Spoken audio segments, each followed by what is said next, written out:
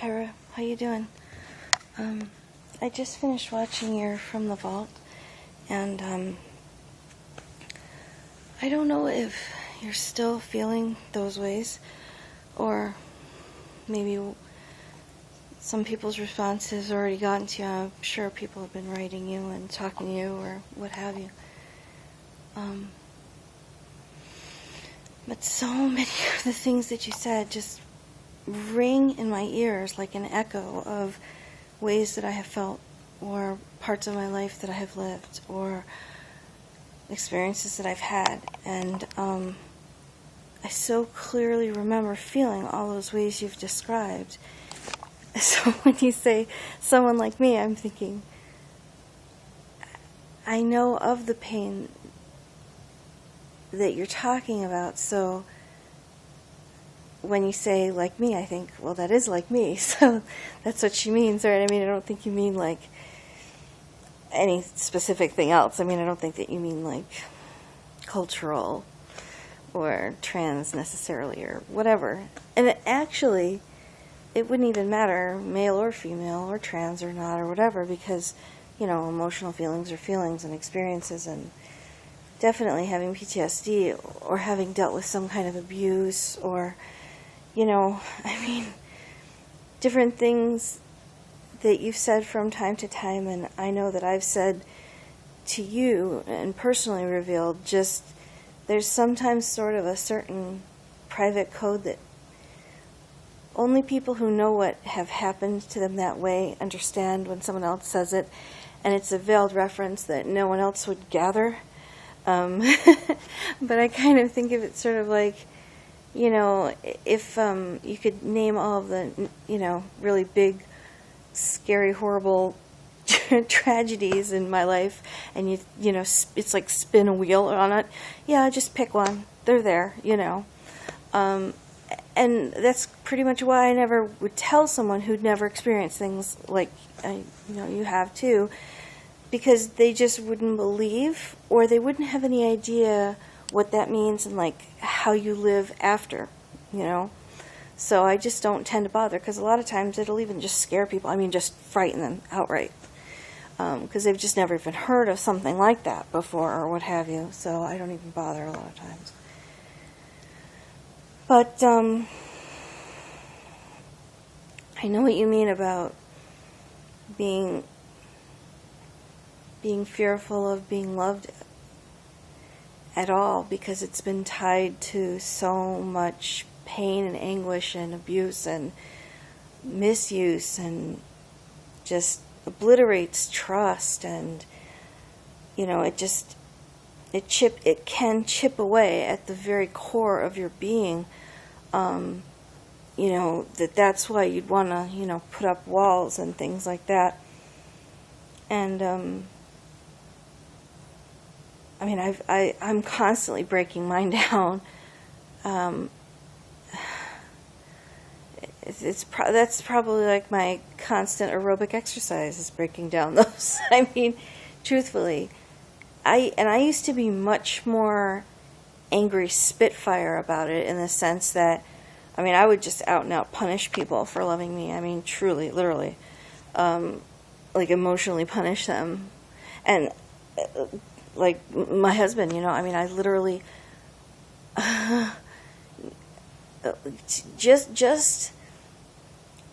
just for him being there, I would lash out, and in all kinds of ways, subtle and obvious. And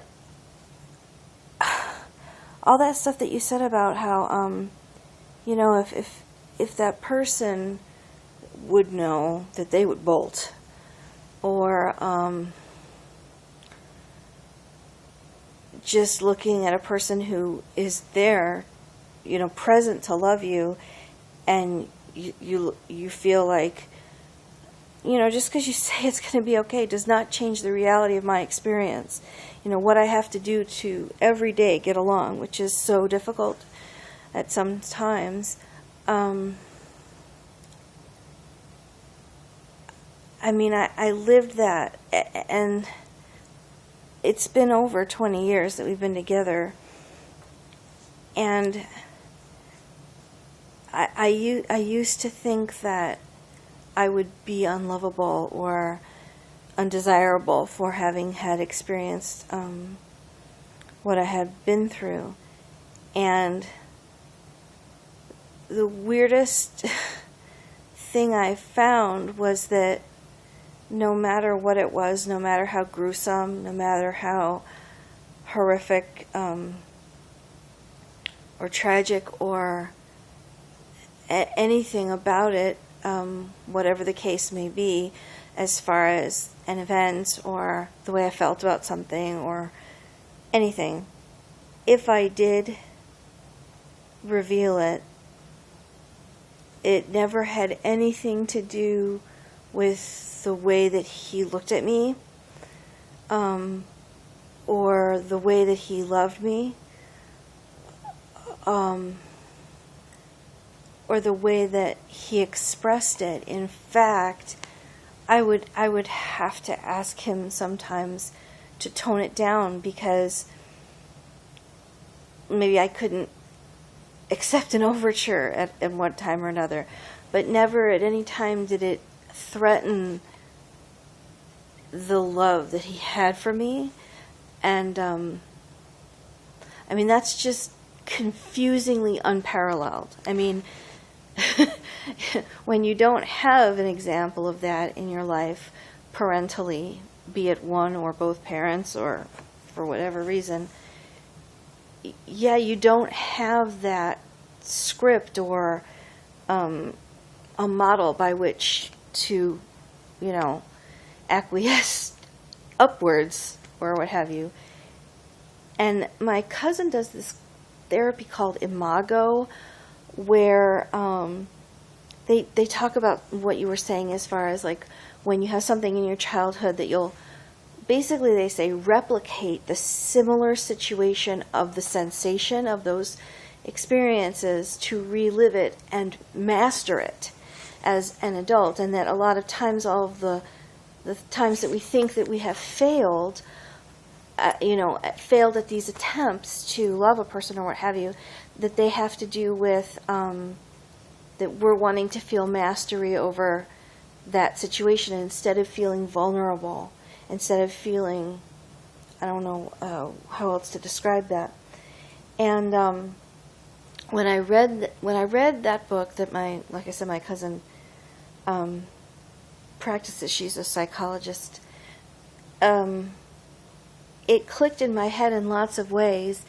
And between that and the book called Games That People Play was very useful for me as tools, not for the PTSD stuff, but just for having a structure by which I could look at, and whether anything I read I agreed with or thought was true or not, it didn't matter, because I could still, double guess it and think about it in reflection of what I was actually doing. And I mean, that sounds like incredibly, mentally masturbation-y, but it gave me a new hope of a paradigm that I could create. And instead of using those relationships as an arena in which to exercise all of those demons out of my childhood mind or what have you, that I could leave that other person out of that personal psychodrama, deal with it myself, knowing what they are, and then the relationship became freed up to just be, and to be at peace, and to be joyful. And now it's kind of a frequency where if there's no level of, I'm going to use the word love, to relate onto, that I can't relate to that person if they don't have some semblance of some expression, some way in which they express love. Be that enjoying someone's time, or being glad for that other person for a success, or vice versa. And that's when things got freed up, because it was no longer, encumbered by all of these other things. And the last thing that I would want to touch on is, I wonder if you feel maybe that these people who have been in your life and left and what have you were in some ways failures, or that maybe you failed at those relationships or something. But I really think that those are not indicative of a failure, because as long as you're there, you're working towards getting that worked out.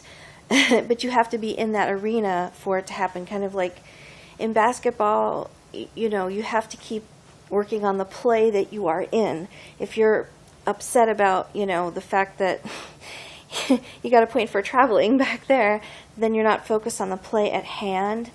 And I think a lot of times when you grow up and you're having a lot of experiences, that we don't get the chance to look at the present play at hand, because we're still miffed, or whatever, or we felt slighted that someone didn't, shoot us the ball or let us kick it. You used that great analogy. I loved that. But the other one that you said too was taking a leap, and there is a vague element to that sense that I had, I think, with Gary, but it more felt like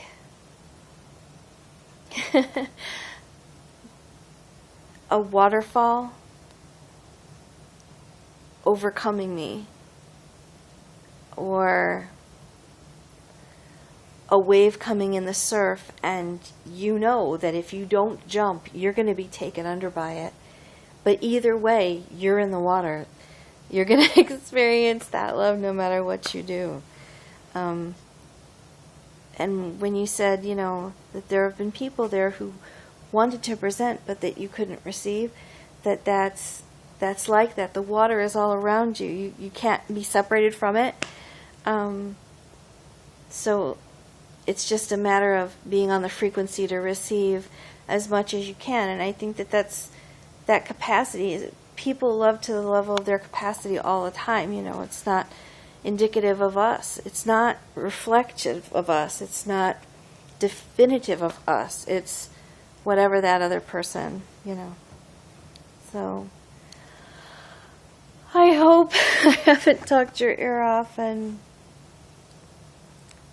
I'm always just so struck by your honesty and bravery of when you make a video, you don't fuck around. You make a video, and that I'm really grateful for. Anyway, I hope you had a really great Christmas, and looking forward to the new year, and I hope to catch up from time to time if you're around. Love to say hi, and I wish bright blessings and peace on your heart. I love you very much. Take care. Bye-bye.